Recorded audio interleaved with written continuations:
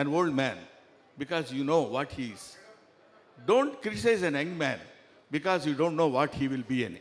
Wow. కాబట్టి తర్వాత వీళ్ళు ఎలా అవుతారో ఏంటో తెలియదు.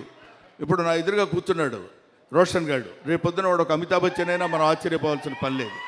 కాబట్టి ఎప్పుడెప్పుడు ఎవరెవరు ఏమేమి అవుతారో తెలియదు.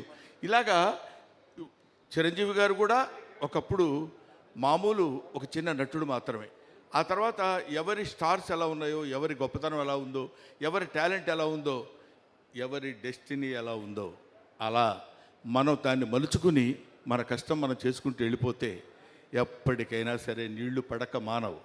తవ్వుకుంటూ వెళితే ఒక్కోసారి 100 అడుగులకే పడతాయి, ఒకసారి 150 అడుగులకు పడతాయి, ఓసారి 1000 అడుగులైనా పడదు, అయినా సరే పడతాయి. ఎందుకంటే భూమిలో నీళ్లు ఉంటాయి కాబట్టి. ఎప్పటికైనా మన అదృష్టం మనకు ఉంటుంది, మన ఖాతా మనకు ఉంటుంది కాబట్టి. So I believe in that. ముఖ్యంగా ఇతను నాకు ఫోన్ చేసి, గురుగారు నేను ఇట్లా సినిమా చాలా ఇది మా వేణుగోపాల్ చెప్పాడు ఇందాక, బెక్క వేణుగోపాల్ చెప్పాడు. దీనికి ఉన్న చరిత్ర అంతా చెప్పాలంటే అతను సినిమా తీయొచ్చు అది. కాబట్టి అది కాకుండా ఈయన పడినటువంటి బాధలు కొన్ని చిన్న టూకీగా 1-2 చెప్పేసరికి నేను డెఫినెట్గా వెళ్దామనిపించింది.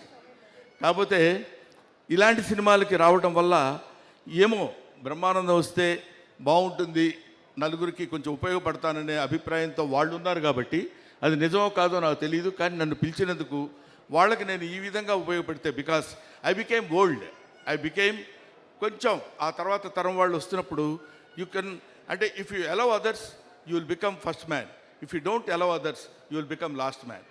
కాబట్టి I don't want to be a last man, I want to be first man. కాబట్టి మనం ముందు అలా వెళ్ళిపోతున్నప్పుడు వెనకాల వాళ్ళు వస్తుంటారు, వీ షుడ్ అలౌ దెమ్. అప్పుడే మనం గొప్పవాళ్ళం అవుతాం, గొప్పవాళ్ళ ఉంటాం అనేటువంటి భావన. కాకపోతే చిన్న రిక్వెస్ట్ ఏంటంటే, నన్ను ఎవరైనా ఫంక్షన్ పిలవాలంటే దయచేసి ఇంటికి వచ్చి పిలవండి, మరీ ఫోన్లో చెప్పి రండి అంటే బాగుంటుందేమో. బ్రహ్మానంద గారు మీరు 7:30కి అక్కడ ఉంటే సరిపోద్ది, నేను మళ్ళీ ఫోన్ చేసి చెప్తాను మీకు. 7:45 మీరు ఇక్కడ ఉంటే సరిపోద్దండి అని చెప్పాడు పాపం ఫోన్లో. మళ్ళీ వాడు మార్నింగ్ గుర్తు చేసి మర్చిపోతారేమో, మీరు ఒళ్ళు దగ్గర పెట్టుకొని కరెక్ట్గా 7:30కి ఇక్కడ ఉండండి అన్నాడు.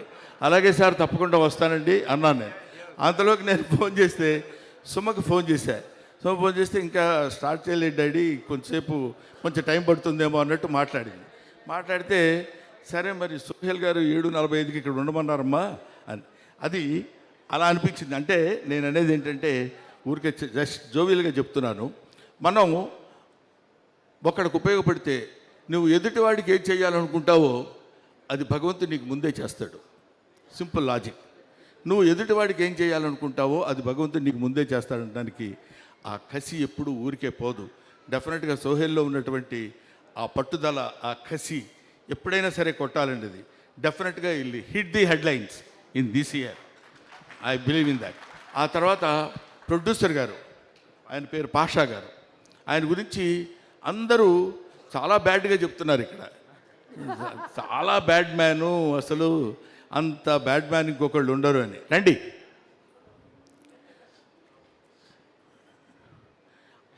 ఎందుకంటే ఇలాంటి వాళ్ళు సినిమాలు నమ్మి, స్టోరీస్ని నమ్మి, కథను నమ్మి సినిమాలు తీసేవాళ్ళు అతి తక్కువ మంది, అతి కొద్ది మంది, అతి అరుదైన మంది ఉంటారు. అటువంటి వాళ్ళలో పాషా దీనికి ఇంతటి శ్రద్ధ తీసుకుని ఇది చేశాడు అంటే